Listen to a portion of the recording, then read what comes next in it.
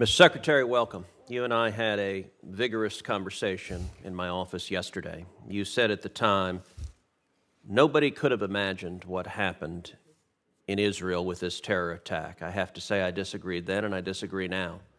Many of us not only imagined, we predicted it. You were a critical player in the Obama administration's campaign of appeasement with Iran.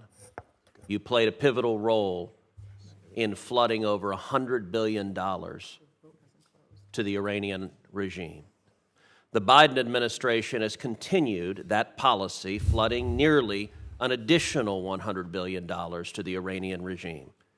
That policy of appeasement, sending hundreds of billions of dollars to a theocratic, homicidal, genocidal maniac who leads chants of death to America and death to Israel, has proven catastrophic.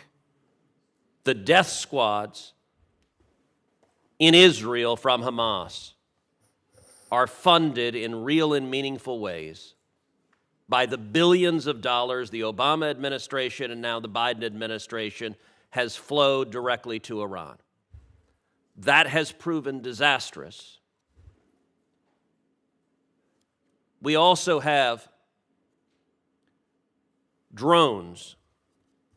As you know, today, the UN arms embargo on Iran expires. Today, ironically, the day of your hearing. You were pivotal in advocating for UN Resolution 2231, the Iran deal, which is why the arms embargo is expiring today.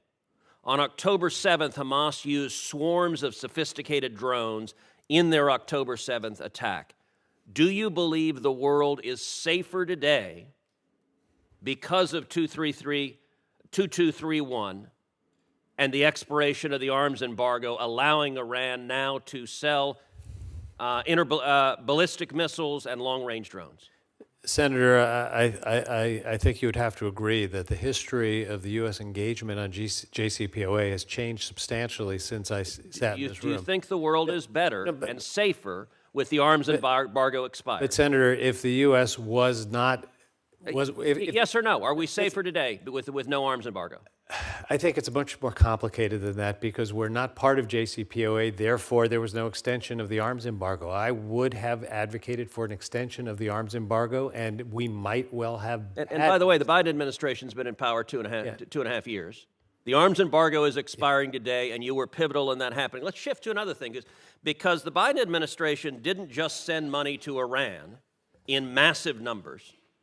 It has also sent money to Gaza that went to Hamas. And at the time, I led a coalition of senators urging the Biden administration, do not send money to Gaza because it is controlled by Hamas. It will be used by Hamas for acts of terrorism. We now know that the Biden administration reached the following determination, and I quote, due to its overall strength and level of control over Gaza, we assess that there is a high risk Hamas could potentially derive indirect unintentional benefit from U.S. assistance to Gaza.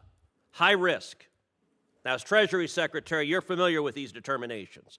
Under ordinary anti-terrorism laws, you can't send money where there's a high risk it'll be used for terrorism. But what did the Biden administration do? It waived our anti-terrorism law because their political agenda was so important they were willing to take that high risk. Was it a mistake to send hundreds of millions of dollars to Gaza that in a very real and practical way funded the death squads and funded the rockets that are being used to murder Israelis? Senator, I was not in government at the time these decisions were made. Was it a mistake? I'm not familiar with the back and forth that you're referring to, but my understanding is the funding that went to Gaza was for things like the hospital and humanitarian. So was OFAC wrong when it concluded there's a high risk that Hamas could derive benefits? Senator, I would have to look at the document. You were one of few people that has the expertise to do this. I have high regard for OFAC. I just am not familiar with the document. So is the world safer or less safe because hundreds of millions of dollars were sent to Gaza when it's controlled by Hamas? Senator, Hamas's activities have proven how evil they are and how important it is to deny them so you're not answering resources. That question. Let me ask this question. But I will say the this, Biden Senator, administration and the Biden as State Secretary of the Department Treasury has repeatedly undermined Israel as this attack was ongoing.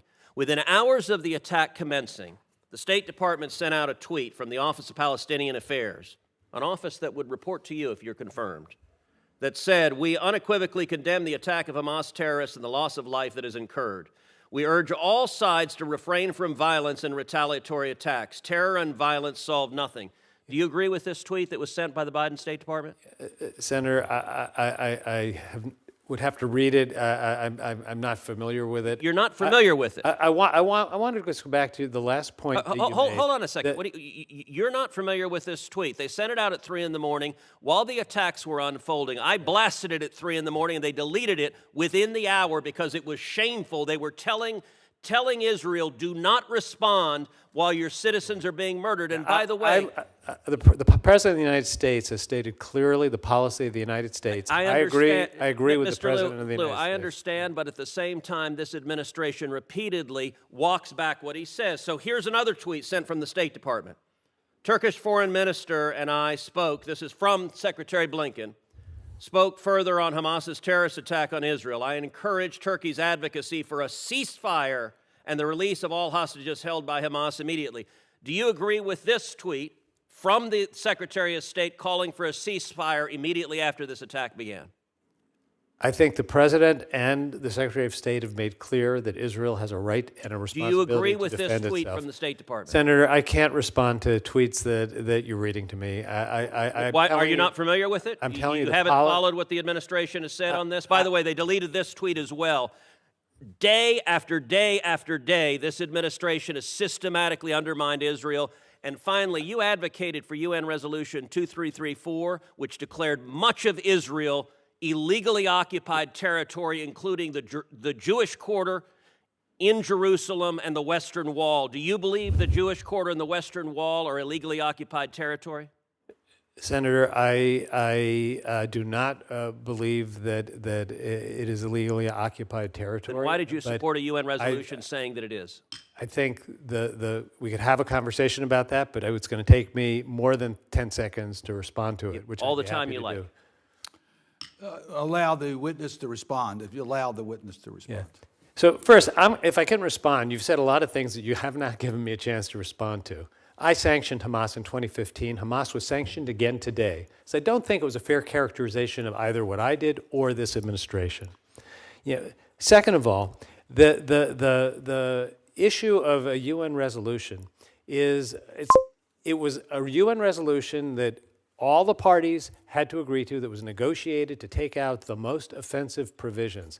Whether it was a good or a bad resolution in the end, the president decided to abstain rather than have a worse resolution come out. You can agree or disagree with that. You could have vetoed it. But he was trying to prevent a worse resolution. You could have vetoed it. So, Time has expired. Senator Duckworth. Thank you, Mr. Chairman. Thank you for being here, Secretary Liu.